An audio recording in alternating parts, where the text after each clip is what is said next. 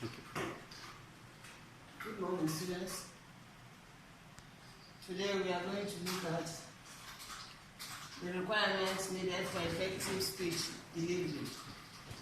In English, speech delivery is one of the type of essay writing that we often come across.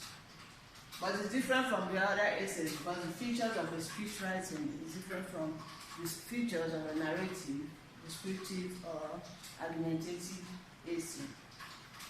So to work on the requirements, we go to our New Concept English, page 173. There we have the requirements needed for effective speech delivery. We have about 6 of them. The first one is adequate knowledge of the speech. One cannot give what you don't have. You must have every essential knowledge of what you want to talk about. Are you giving a send-off speech? The person you are sending off must be known to you. It must be somebody you are conversant with. That will aid you in writing or giving information about the person. The next person is sufficient practice. Speech delivery has its own tactics. So for you to be able to deliver speech effectively, you must practice very well. Most times people are advised to practice in their rooms, in their closets, before their mirror. Having written the text, you go before your mirror, try to deliver the speech to yourself. By the time you do that, you become conversant with every word in that speech you have written. And as such, the course of delivery it will not be difficult for you. So, like the adage says, practice makes perfect. It is very essential that you practice your speech very well. The third point we are looking at here is the ability to read out or to speak out loudly and clearly. It will be boring if one is giving a speech and the people or the audience cannot hear you. Or you hear people saying, volume, speak out, whatnot. That will hinder the effectiveness of your speech. So it is essential that when you are giving a speech, you must be loud and clear for your audience to hear you correctly. Point 4 to consider is your ability to maintain good eye contact with your audience. If you are giving a speech and all through the speech your face is down, it makes the speech boring and your audience will not appreciate what you are doing. Remember, we equally communicate with our eyes. So it is essential that as you are giving your speech, intermittently you raise your face and try to have eye contact with some of your audience. 5 is the use of gestures, demonstration. Use gestures when you are talking. You don't just stand like a tree. You don't just stand in a place. You demonstrate where necessary.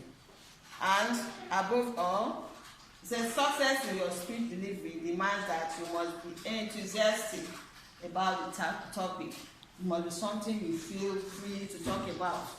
You feel free with it, you talk about it because it's something you are aware of, you have a good knowledge about.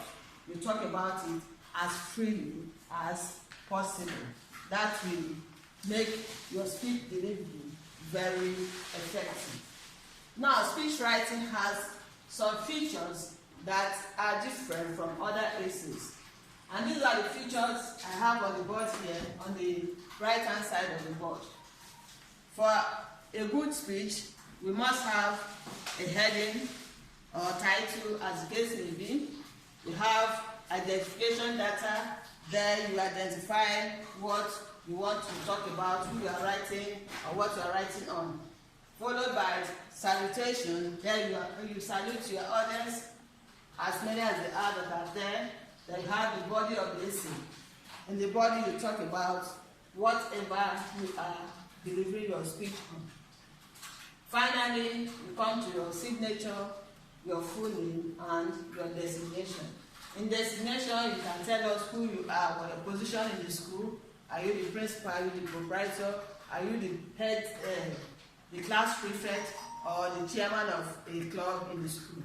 When all this is put into a speech, it becomes a good speech.